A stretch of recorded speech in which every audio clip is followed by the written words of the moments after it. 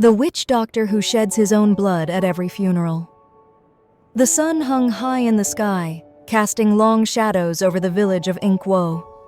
The air was thick with the smell of freshly dug earth and the wails of mourners. In the middle of the crowd stood Iz, the village witch doctor, his face as calm as a still lake. As the coffin was lowered into the grave, Iz stepped forward, a small knife in his hand. Without a word, he sliced his finger and let his blood drip into the grave. The villagers gasped, but no one dared to stop him.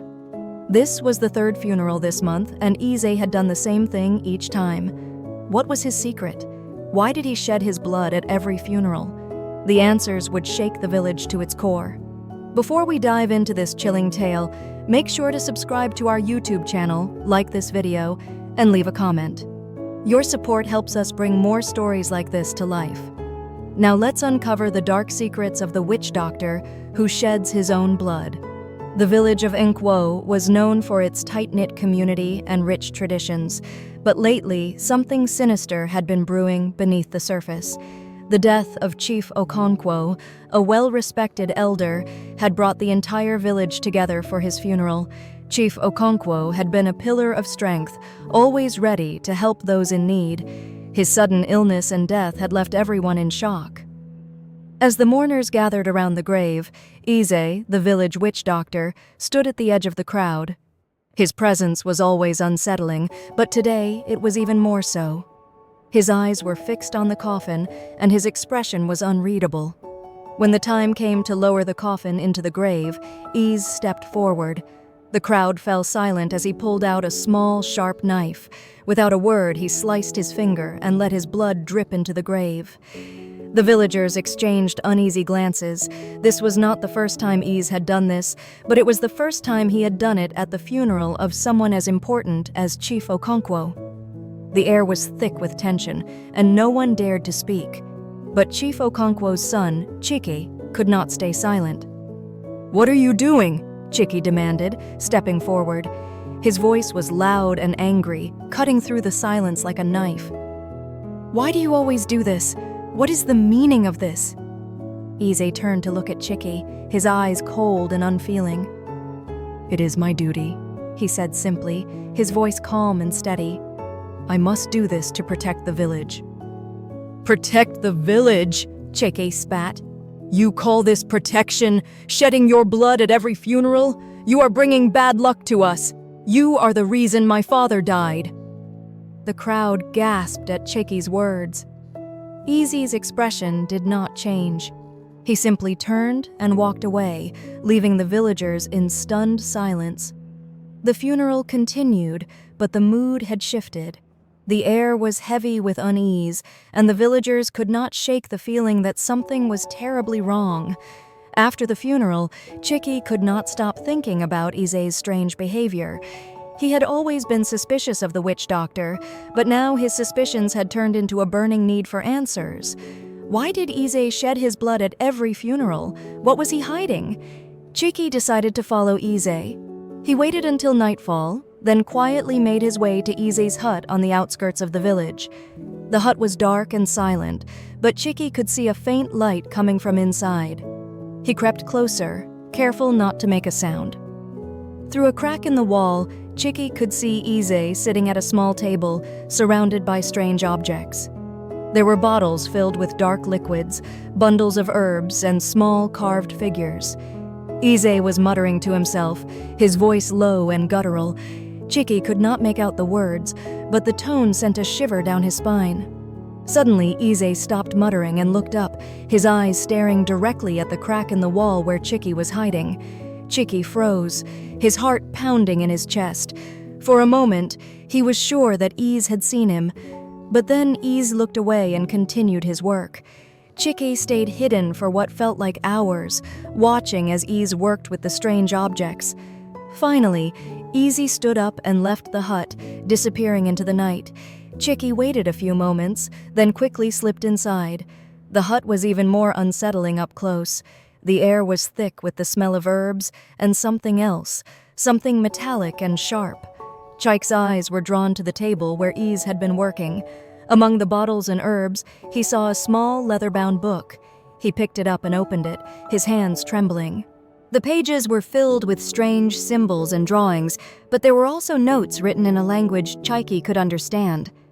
As he read, his blood ran cold. The notes spoke of a cult, a group of powerful men who demanded blood sacrifices in exchange for power and protection. Ize was one of them. The blood he shed at funerals was not for protection. It was a payment to the cult, a way to keep the spirits of the dead from seeking revenge. Chaik's mind raced as he read on. The notes also revealed that whenever a villager sought Ize's medical attention, a connection was formed between that villager and the cult. This connection allowed the cult to slowly collect blood from the villager over time, weakening them until they eventually died. The blood was then used in the cult's dark rituals. Chaik's heart sank as he realized the truth. His father had been one of Ize's patients. The connection had been made, and the cult had slowly drained his life away. Chaik's hands trembled as he closed the book. His mind was a whirlwind of fear and anger. He had to do something. But what? He couldn't confront Ize directly. The witch doctor was too powerful, too connected, and if the cult found out that Chiki knew their secrets, they would surely kill him.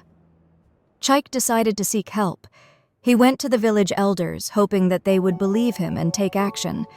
But when he told them what he had discovered, they only shook their heads. "Ize has been our witch doctor for many years," one of the elders said. "He has always protected us. We cannot accuse him without proof." "But I have proof," Chick insisted, holding up the book. "This book contains all the information about the cult and their plans. You have to believe me." The elders exchanged uneasy glances. Finally, one of them spoke. "We will look into this matter, Chiki, but you must be careful. If what you say is true, then you are in great danger." Chiki left the meeting feeling frustrated and helpless. He knew that the elders would not act quickly enough. He had to take matters into his own hands. That night, Chiki began to feel unwell. His head was pounding, and he felt weak and dizzy. He remembered the connection mentioned in the book and realized with horror that he too had visited Ize for medical treatment in the past. The cult had already formed a connection with him, and they were slowly draining his blood. Chiki knew that he was running out of time. He had to find a way to stop the cult and save himself. But how? He was just one man, and the cult was powerful and secretive.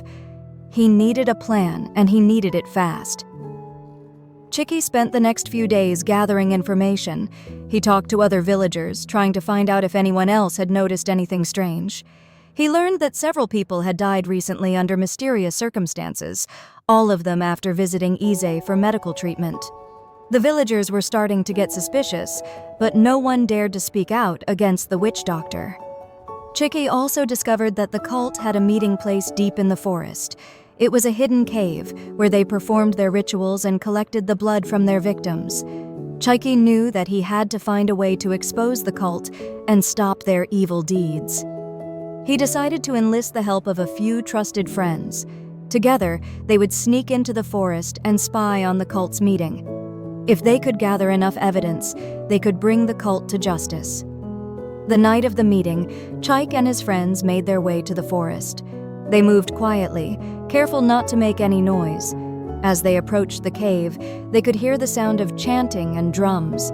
The air was thick with the smell of smoke and blood. Chaik and his friends hid in the bushes, watching as the cult members gathered around a large fire. Ize was there, standing at the center of the group. He was holding a knife, and his hands were covered in blood. The cult members were chanting in a language Chaik did not understand, but the tone was dark and menacing. As Chaik watched, Ize raised the knife and plunged it into the chest of a young man who was tied to a post. The man screamed in agony as his blood poured into a large bowl at his feet. The cult members cheered, their eyes gleaming with madness. Chaiki felt sick to his stomach. He had seen enough. He signaled to his friends, and they quietly made their way back to the village. The next morning, Chaik and his friends went to the village square. They had gathered as many villagers as they could, and Chiki stood on a raised platform to address the crowd. "People of Nkwo," he began, his voice strong and clear. "I have something important to tell you. Our village is in danger. There is a cult among us led by Ease, our witch doctor. They have been forming connections with us, draining our blood, and using it for their evil rituals. The crowd gasped in shock. Some people shouted in anger, while others looked around nervously, as if expecting the cult to appear at any moment. "I have seen their rituals with my own eyes," Chick continued. "I have seen them sacrifice innocent people. We cannot let this continue. We must stand together and stop them." The villagers were divided. Some believed Chicky and were ready to take action, while others were too afraid to go against Ease. But Chicky knew that he had to convince them. He held up the book he had taken from Ize's hut. "This book contains all the proof we need," he said. "It details their plans and their rituals. We cannot ignore this any longer. We must act now, before more people die." The crowd began to murmur, and slowly, more and more people started to agree with Chicky. They knew that they could not let the cult continue their evil deeds. They had to protect their village. But just as the villagers were starting to rally behind Chicky, Ize appeared. He walked into the square, his face calm and composed. The crowd fell silent as he approached. "What is this nonsense?" Ize asked, his voice cold and steady. "Chike, you are spreading lies. You are trying to turn the village against me. Why?" Chike stared at Ize, his heart pounding. He knew that this was the moment of truth. He had to stand his ground. "I am not lying," Chike said, his voice firm. "I have seen what you do. I have seen the blood sacrifices. You are not protecting us. You are killing us." Ize's eyes narrowed, and for a moment, Chick thought he saw a flicker of fear in them. But then Ize smiled, a cold, cruel smile. "You are a fool, Chike," Ize said. "You do not understand the power of the spirits. You do not understand what must be done to protect the village. But you will learn. You will all learn."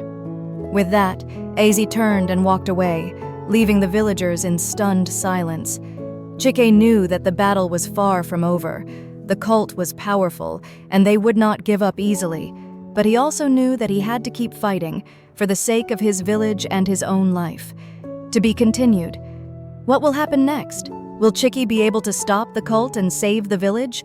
Or will the cult's dark powers prove too strong? Stay tuned for the next part of this chilling tale. Don't forget to subscribe to our YouTube channel, like this video, and leave a comment. Your support helps us bring more stories like this to life. Until next time, stay safe and stay curious.